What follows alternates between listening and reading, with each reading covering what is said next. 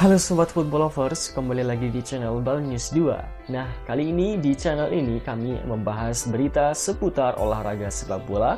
Dari mulai berita timnas Indonesia, informasi Liga Indonesia, informasi Liga seputar internasional. Bagi kalian yang belum subscribe channel ini, bisa langsung di subscribe dan nyalakan loncengnya agar kalian tidak ketinggalan video terbaru dari kami. Baiklah, langsung saja kita masuk ke video pembahasannya. Nathan Jones dan Tom Haye satu penerbangan ke Indonesia.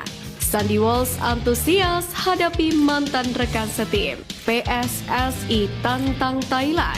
Simak informasi selengkapnya hanya di Garuda Space Update.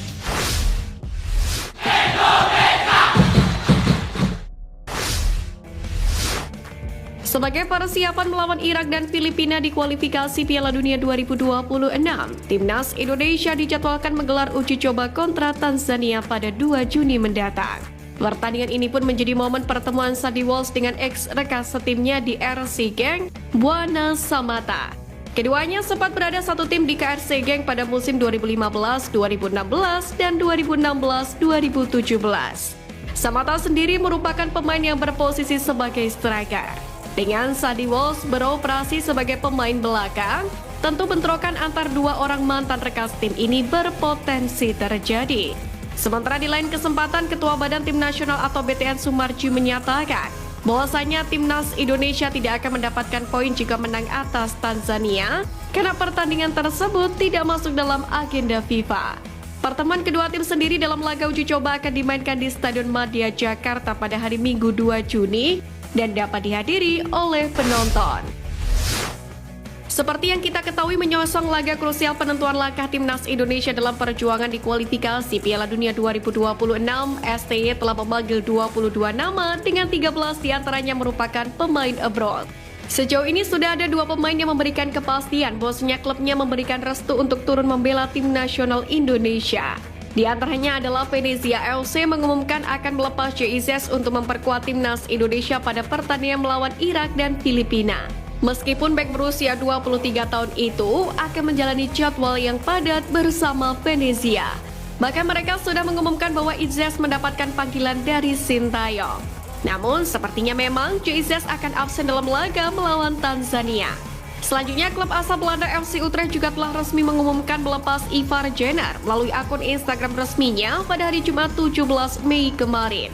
Berbeda dari JIZ, Ivar Jenner mendapatkan izin untuk membantu timnas Indonesia menghadapi Tanzania. Nathan Jones akan segera kembali unjuk gigi bersama dengan timnas Indonesia senior. Ia mengaku bakal satu penerbangan bersama Tom Haye nantinya. Dalam pernyataannya, Nathan akan datang ke Jakarta pada 26 Mei mendatang. Nathan sendiri telah menunjukkan performa yang apik bersama dengan timnas Indonesia U23 di Piala Asia U23 kemarin. Posisi aslinya sebagai bek kiri, pemain 22 tahun ini ternyata juga andal bermain sebagai bek tengah dan gelandang tengah. Sementara Tom Haye sendiri tampil memukau dalam debutnya membela timnas Indonesia kala melawan Vietnam di Hanoi. Garuda menang 3-0 dan pemain 29 tahun itu membuat 1 assist untuk gol JIZ. Seperti yang kita ketahui, Martin Paes tidak masuk dalam daftar pemain yang dipanggil STY. Dalam cuitannya di akun Instagram eksklusif, sang pemain memperlihatkan kesedihannya karena belum bisa membela timnas Indonesia padahal ia sudah menyandang status WNI. Ia pun hanya berharap sesegera mungkin dapat memperkuat tim nasional Indonesia. Dalam waktu dekat ini, Martin Paes pun akan menjalani sidang di Pengadilan Arbitrase Olahraga atau CAS. Harapannya, kiper FC Dallas ini memenangkan perkara hingga akhirnya dapat bermain bersama timnas Indonesia. Pun diharapkan Martin Paes dapat turun saat laga timnas Indonesia menghadapi Irak dan Filipina. Kehadirannya dibutuhkan skuad Garuda untuk menguji poin penuh kontra dua negara tersebut.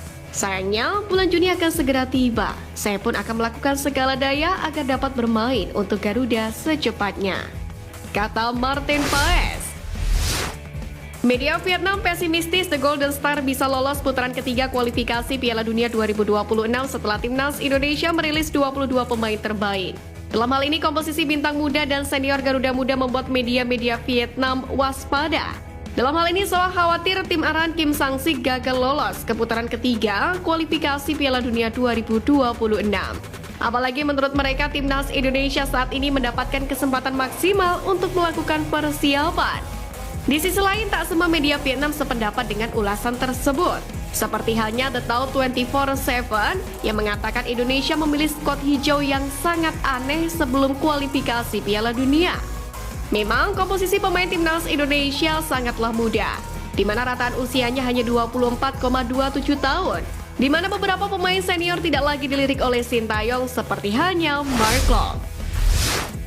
Timnas Indonesia di era Ketua Umum PSSI Erick Thohir memang sedang gencar-gencarnya melakukan naturalisasi pemain. Hal itu dilakukan sebagai wujud untuk mendongkrak prestasi Timnas Indonesia.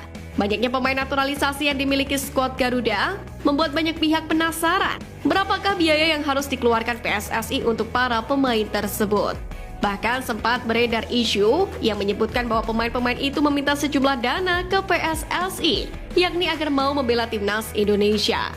Erick Thohir pun dengan tegas mengatakan bahwa tak ada satupun pemain naturalisasi skuad Garuda yang meminta bayaran. Justru karena kecintaan mereka dengan tanah airlah yang membuat Sandy Walsh dan kawan-kawan mau membela Merah Putih. Erick Thohir juga dengan tegas menolak pemain yang mau membela Merah Putih hanya demi uang semata.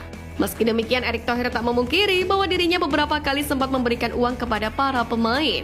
Namun uang tersebut hanya sebatas bonus atas performa mereka saat membela Timnas Indonesia. Anggota Exco PSSI Sumarji mengakui bahwa pihaknya sudah mengirimkan surat kepada Federasi Sepak Bola Thailand atau FAT untuk melakukan laga uji coba. Namun kata Sumarji, sampai saat ini FAT belum membalas surat dari PSSI tersebut. Di lain pihak, Presiden FAM Datuk Haji Hamidin Moh Amin mengkonfirmasi duel uji coba antara Timnas Indonesia versus Timnas Malaysia direncanakan akan berlangsung pada September 2024. Namun jadwal tersebut masih bersifat tentatif.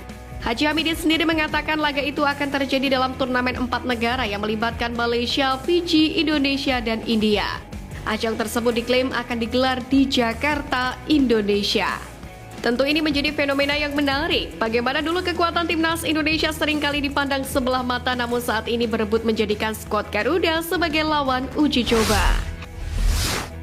Dalam mempersiapkan diri menghadapi Toulon Cup 2024, Timnas Indonesia U20 dihadapkan dengan agenda yang super padat. Diungkapkan oleh Dodi Tripamuka, latihan Garuda Nusantara dilakukan 4 kali dalam 1 hari. Latihan keras pun dijalani para pemain muda. Bahkan pelatih Indra Syafri menggandeng pelatih marinir Amerika Serikat Albertino Tiwa untuk memantapkan fisik anak-anak asuhnya. Jika dilihat dari videonya, para pemain melakukan latihan fisik dengan 4 metode terpisah. Yang pertama ada yang fokus menguatkan otot tangan dan paha dengan menarik beban yang disebut SKIERG. Kemudian ada pula yang menggenjot sepeda statis secara cepat untuk meningkatkan stamina yang dinamakan speeder. Lalu beberapa pemain lain ada yang mengayunkan tali besar dengan gerakan yang cepat atau disebut rope slam. Terakhir, para pemain melakukan latihan pro pass. Indra pun berharap segala usaha yang diberikan membuat Timnas Indonesia mencapai target yang dipasang. Legenda Timnas Indonesia Firman Utina mengaku dirinya dan para mantan pemain Timnas Indonesia yang kini sedang meniti karir sebagai pelatih ingin belajar banyak dari Sintayong. Tentu ini tak terlepas dari kesuksesan Sintayong dalam menangani Timnas Indonesia hingga berhasil mencatatkan sejumlah rekor bersejarah. Menurut Firman Utina, transfer ilmu dari STY kepada para pelatih yang khususnya mantan pemain sangat penting, yakni guna mencetak pelatih-pelatih yang luar biasa untuk Merah Putih. Dalam hal ini, pemilik Firman Utina 15 Football Academy atau FU15 FA ini menyadari dirinya dan beberapa pelatih di level usia muda masih kekurangan pengalaman dan pengetahuan. Karena itulah, baginya sangat penting untuk menimba ilmu dari Sintayong yang punya banyak pengalaman. Di sisi lain, sikap berbeda sebelumnya ditunjukkan oleh Fakri Husaini, di mana mantan pelatih Timnas Indonesia U16 itu menganggap apa yang dicapai STY biasa saja dan tidak luar biasa. Sekian News Flash kali ini Sobat Garuda, mari terus dukung perjuangan Timnas Indonesia. Nantikan News Flash edition dari Garuda Space selanjutnya. Terima kasih dan salam olahraga.